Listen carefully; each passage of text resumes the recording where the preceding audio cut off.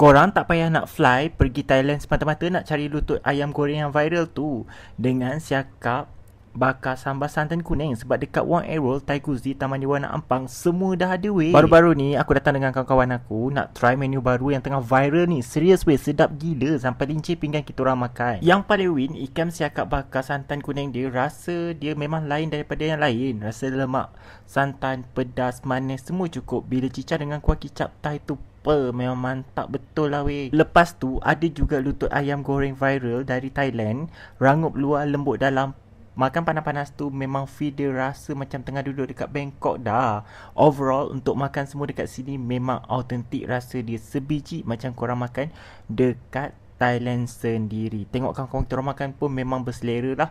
Untuk lutut ayam ni sedap gila weh, betul. Lokasi Wang Errol Thai Cuisine Taman Warna Ampang ni waktu operasi dia Isnin hingga Jumaat tau, daripada pukul 3 petang hingga 11 malam.